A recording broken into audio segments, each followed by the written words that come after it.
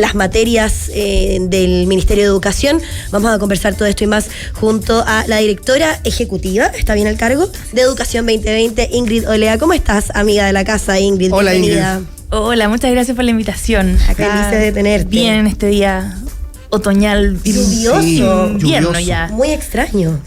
Bueno, vamos a hablar de educación también, porque es importante saber que lo que está ocurriendo en Magallanes, en rigor, con este paro de profesores, tiene mucha relación con lo que ocurre a nivel de educación pública en todo el país. Y en ese sentido, ¿cuál es también la evaluación que ustedes han hecho respecto de las condiciones en las que se está llevando a cabo la vida de los colegios? Vamos a hablar de la convivencia también, pero en general también las exigencias que los profesores han hecho y que no se le han cumplido. ¿Cuáles son las perspectivas que ustedes tienen? Súper. Yo, a todos los que estamos en educación, como que se nos aparece marzo ya en otro nivel, y se ha aparecido marzo con este tema de educación pública, como decías tú, con convivencia, pasan hartas cosas, y yo creo que es bueno este espacio que se pone en la mesa el tema para que podamos como analizarlo en detalle con la importancia que merece. Nosotros desde Educación 2020, desde hace muchos años, planteamos que la administración municipal de los colegios no da para más. Y lo que pasó a raíz de eso, el proyecto de ley de nueva educación pública, estamos en la mitad del proceso de instalación de los servicios locales. Tienen que ser 70 en el país, vamos en 30 y algo, si no me equivoco, 24 que ya están funcionando, y Magallanes es uno de esos. Y yo creo que Magallanes nos da también argumentos para decir por qué era necesaria esta reforma. En Magallanes, y en particular en la comuna en la que está concentrado el problema, que es la comuna de Punta Arenas, la crisis que se está viendo hoy es una crisis que se origina en la diferencia de remuneraciones que tienen los asistentes de la educación con los profesores. Y esa diferencia radica en los contratos colectivos, las negociaciones que se dieron en la administración municipal con los asistentes de la educación. El alcalde podía negociar eso, no puede por cómo funciona la carrera docente, el estatuto docente, con los docentes. Entonces, durante muchos años se concedieron aumentos de remuneraciones, y al momento de traspasar al servicio local, estas remuneraciones se tienen que mantener por, naturalmente, derechos laborales. Entonces, eso llevó a que el servicio local heredara, el alcalde lo ha dicho, un servicio sin deuda, pero con estas diferencias salariales que en hartos casos son bien impresentables. De ahí viene la molestia de los profesores de decir: nosotros queremos que nuestras remuneraciones se equiparen a las que se le ofrecieron en su minuto a los asistentes de la educación, que son, para los que no saben, todos los que trabajan en un colegio que no son profes. Claro. Desde la secretaria, la auxiliar, pero la psicóloga, la terapeuta ocupacional, etcétera.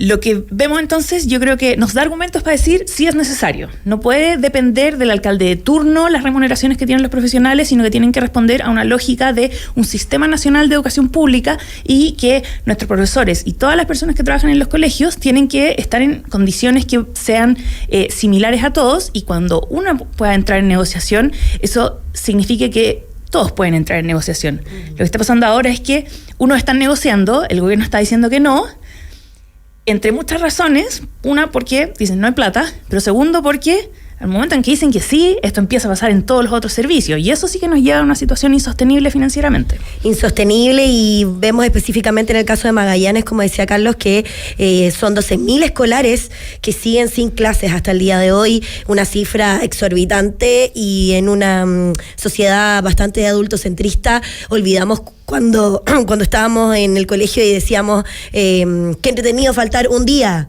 2 días, pero cuando esto se empieza a alargar, por supuesto que afecta. Los propios niños exigen entrar al colegio de vuelta. Claro, ellos mismos se dan cuenta, y es una conversación que tienen ellos con sus padres, pero por supuesto que afecta a familias completas. ¿Cuáles son las conversaciones que ya se están teniendo? Tú ahí nos adelantabas un poco lo que está ocurriendo en ese diálogo, pero cómo también afecta no solo en la educación, y cómo también, 20 días desde el inicio que deberían haber sido esas clases, también van retrasando todo, y si es que esto también se compensa a la larga.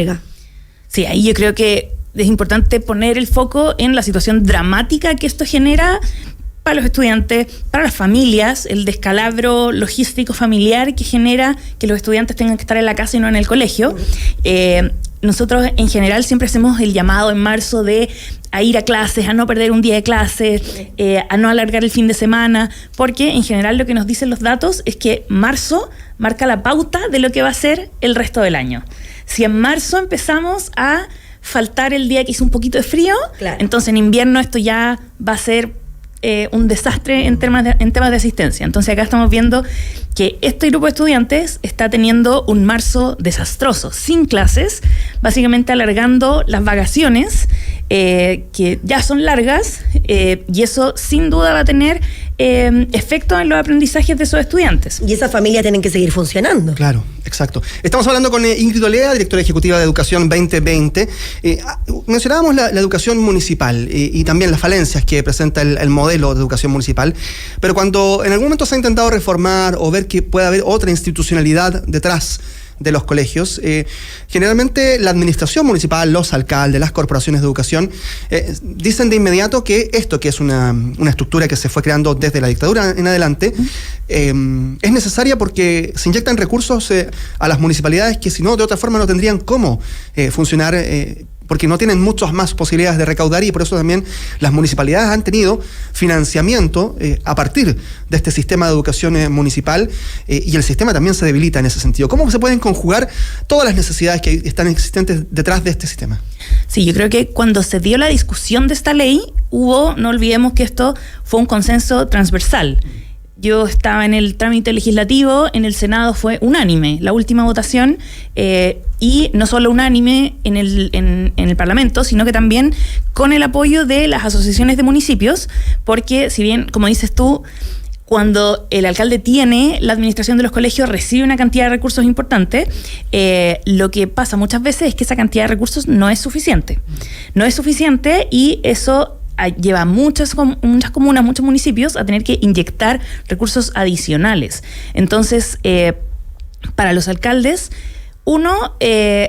claro, eran más recursos, pero también es una gestión gigante, una responsabilidad gigante que tenían que asumir. Y segundo, que al final las autoridades de los municipios pueden ser muy buenas, tenemos de todo, pero no son autoridades que fueron elegidas por su conocimiento, sus competencias, su experiencia en educación. Entonces, parte de la idea detrás de esta reforma es que administrando la educación estén personas que fueron exclusivamente seleccionadas para aquello, y que haya un servicio que no tiene otras responsabilidades, que no tiene que competirle a la salud municipal, que no tiene que competirle a la basura, a los adultos mayores, a la pavimentación, sino que es educación, y responsabilidad una y única es proveer educación de calidad a los niños y niñas de ese territorio. Claro, y ahora, a propósito también de lo que mencionábamos de la educación municipal, se da esta dicotomía hoy respecto de un sistema de educación que los municipios, las corporaciones municipales sostienen el funcionamiento de los colegios, el financiamiento, una serie de otros aspectos, pero la admisión queda a cargo de un sistema centralizado. Y hoy día ese sistema centralizado ha mostrado ciertos ripios, y que también generan la percepción en muchas familias de que no hay espacio para ellos. De hecho, existe eso. Hay comunas donde los colegios no son suficientes para albergar a los niños que han llegado a esas comunas, especialmente en las comunas en crecimiento, en desarrollo, con a veces población migrante que ha llegado también en masa, específicamente a algunos polos urbanos. ¿Cómo finalmente se puede dar cabida a un sistema que pueda ser centralizado, porque aparentemente en la teoría se generaba cierta sensación de justicia, pero que hoy día no está dándole cabida a todos? Sí, yo ahí haría una distinción bien importante, que es sobre el problema de oferta y demanda, que es un problema real en Chile, que lo vemos cada vez que sabemos de un estudiante, la sobrina de, la amiga de la amiga, que su hijo no tiene aún cupo en un colegio entrado ya marzo. Ese es un problema súper real. Pero ese problema está relacionado, pero no es el mismo que el problema del sistema de selección. El sistema de selección lo que hace es transparentar esto, porque nos obliga a decir, estas son todas las vacantes, claro, estos son todos los que quieren cupos, y deja en evidencia donde no hay cupos para familias que están solicitando.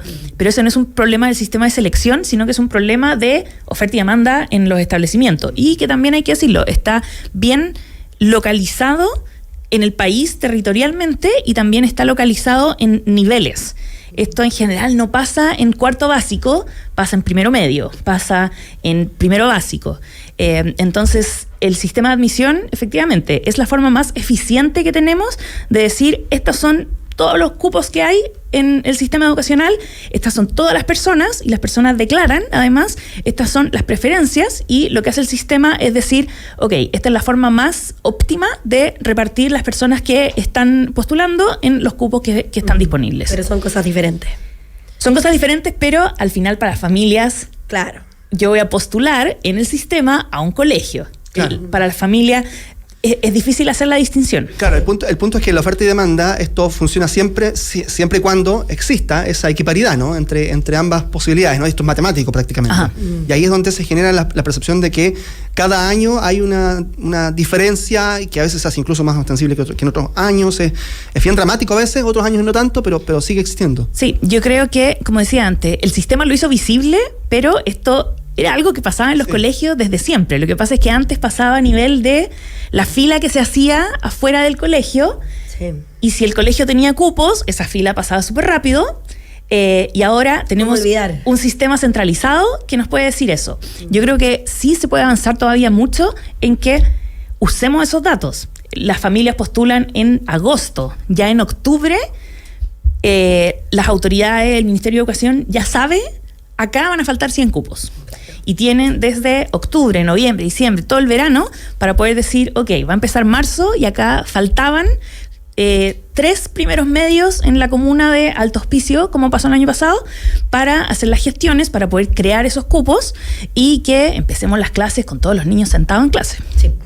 Dentro de lo que adelantábamos ahí junto a Carlos, estamos con Ingrid Olea, directora ejecutiva de Educación 2020. Es inevitable conversar también de lo que ya se genera dentro de las aulas, más allá de esta noticia de la profesora de Trehuaco, que tuvo este vínculo directo con un alumno TEA. Salió la defensa también por parte de su familia, y bueno, más allá de su situación compleja de salud y cómo esto se dividió dentro de las partes del mismo colegio, de los apoderados hacia el alumno, hacia entender a la familia, otros a entender a la profesora. Es muy complejo también comprender la realidad actual de alumnos y cómo también se incorporan nuevas realidades, nuevas familias a las aulas. Cómo también ustedes desde Educación 2020 observan eso, y cómo también tenemos que tener esta conversación a grandes rasgos más allá de esta situación en particular. Exacto, como bien dices tú, esto es más allá de la situación. Claro, porque lo conversamos mucho aquí en este espacio respecto a la noticia, pero decíamos, hagan el análisis en sus casas y también, bueno, preguntar y conversar con los alumnos cuáles son las diferentes realidades dentro del aula. Exacto. Nosotros ahí lo que hemos planteado desde Educación 2020 también, desde hace mucho tiempo, es que lo que pasa en el colegio es sencillamente un reflejo, lo que pasa a nivel de convivencia de humanos en el colegio es sencillamente un reflejo de lo que está pasando en la sociedad. Total. Sí. No podemos pedirle al colegio que tenga un comportamiento completamente distinto al que estos niños, niñas, profesoras, familia ven a su alrededor. Yo creo que hay un vínculo importante entre lo que está pasando en Magallanes y estos problemas de convivencia que llegaron a un extremo en ese caso, que es completamente inaceptable, pero que problemas de convivencia son pan de cada día en los colegios. Y lo que estamos viendo ahí es niños, niñas, estudiantes que no están teniendo las competencias adecuadas para resolver conflictos, pero también porque están viendo a los adultos que tienen que resolver un conflicto, por ejemplo en el caso del paro, y los adultos dicen, chao, no, nosotros paro, y no están dispuestos a dialogar, las autoridades no les ofrecen las soluciones que ellos requieren. Entonces, también tenemos que dar una mirada a los adultos de qué ejemplo le estamos dando a los niños, niñas y jóvenes de cuando tenemos un desacuerdo, tenemos que ser capaces de resolverlo. Esas son sí habilidades que se adquieren en el colegio, pero no podemos ir a corregirlas cuando todo alrededor les está diciendo está bien. Sí, ahora más allá de los paros o de la que se puede dar en la sociedad, es las familias, eventualmente aquel pilar fundamental también para muchos de esos comportamientos. Y cómo prevenir también, porque una de las conversaciones que se tienen a propósito del caso de la profesora de Trehuaco es, debería haberse adelantado esta familia a solicitar una reunión por decir, bueno, este es el caso de mi hijo, como que tiene que ser el establecimiento educacional el que se acerque a ese tipo de familias, o tiene que ser la familia familia, en este caso, los padres que tienen que advertir, porque ellos decían, bueno, nosotros tratamos de conversar sobre esto, nosotros sabíamos, en este caso, la, entre comillas, condición, no sé si técnicamente se dice así, pero de nuestro hijo, el diagnóstico, y bueno, ¿por dónde parte esto? Parte por la familia, por el establecimiento, evidentemente no por los niños. Evidentemente no con los niños, sí.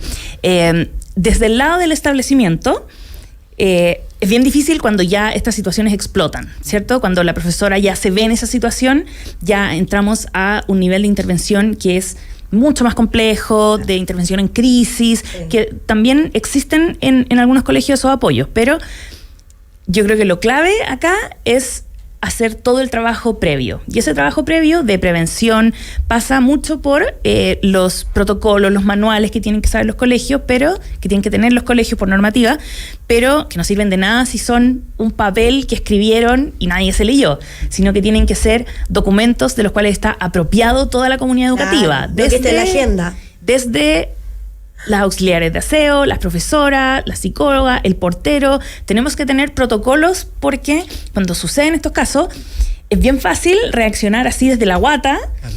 Y hay mucha evidencia que nos dice, cuando estas cosas pasan, estas son las conductas que se debiesen tener, estos son los protocolos que deberíamos seguir.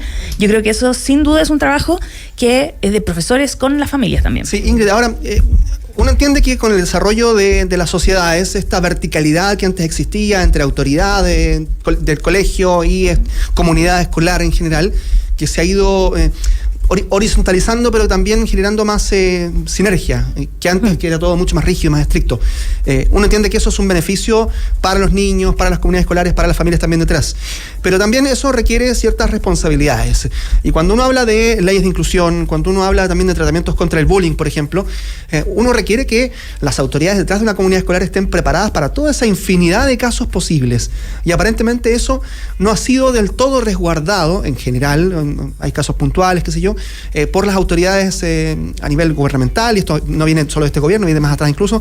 ¿Cuál es la percepción que tienen ustedes de eso, del desarrollo del acompañamiento que las autoridades a nivel nacional tienen respecto de los colegios que necesitan resguardar la seguridad de niños que a veces tienen diferencias, a veces tienen un tratamiento que necesitan también más específico y donde no siempre las comunidades han estado preparadas? Sí, yo creo que ahí hay una deuda importante que tiene todo el Estado con los establecimientos. Como dices tú, tienen que estar preparados para una serie de situaciones que pueden emerger en la sala.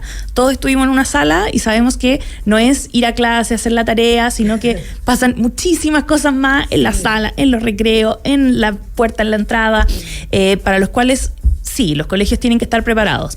Pero no olvidemos que las profesoras y profesores no son psiquiatras, no son psicólogos, no son terapeutas familiares, no son terapeutas ocupacionales.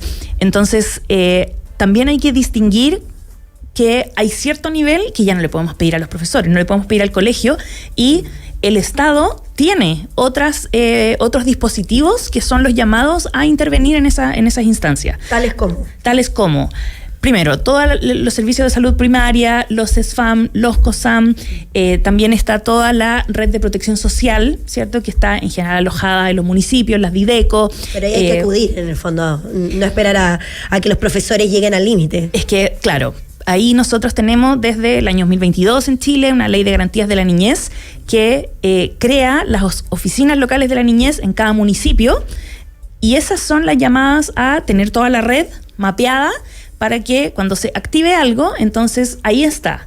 Pasa esto en este colegio, el camino es en la MUNI, pedir el cupo, se activa el COSAM, la familia no está en el registro social de hogares, hay que ponerla. Entonces existen otras instancias en las que los colegios se pueden apoyar, y yo creo que ahí hay una deuda bien importante de también reconocer que los colegios no pueden, pero tampoco están llamados a podérsela con todo. De todas maneras. Ingrid Olea, directora ejecutiva de Educación 2020, gracias por estos minutos de conversación. ¿Puedo mi último mensaje? Por favor. Estamos en campaña de socios en Educación 2020. Este trabajo que hacemos nosotros hace 16 años se sustenta también en parte por los socios que tenemos, así que dejo la invitación hecha para que aquellos que les interesa apoyarnos se puedan inscribir en socios.educacion2020.cl. Y eso se puede aportar cualquier tarjeta de crédito por una vez, mensual, desde Mira. 1.000 pesos hasta... Amplias libertades. Amplias Buenísimo. libertades. Muchas gracias, Ingrid. Muchas gracias a ti y a a todo ustedes. el equipo de Educación 2020. 8:57, 8:58, ya nos vamos. Vamos a estar durante todo el día también permanentemente atentos a lo que ocurre en el Teatro Caupolicán con el recuerdo Supuesto. del gran Tommy Rey, a quien le hemos dedicado gran parte de este programa, porque es una radio obviamente que a la música chilena y en especial también a Tommy Rey, más allá de no ser una radio tropical, es una radio que reconoce que son figuras que cruzan, que exceden por largo un estilo de música y son parte fundamental del legado cultural de nuestro país. Figura fundamental de la música chilena, así como lo destacó la misma SCD, y en estos momentos se está hablando Leo Soto, mejor amigo de Tommy Rey, Sí. que yo creo que no ha dormido. No, yo porque creo lo he que no. visto todo el rato en una continuidad impresionante, así que bueno, gran amigo, todas las personas que están ahí junto a Tommy Rey, desde Radio La Clave, como tú decías, Carlos, les mandamos un abrazo a toda la familia y un homenaje inolvidable también para el gran Tommy Rey. Ya viene Clave Morse con Daniel Fajardo y nosotros nos reencontramos mañana a las 8 en punto. Chao, que estén bien.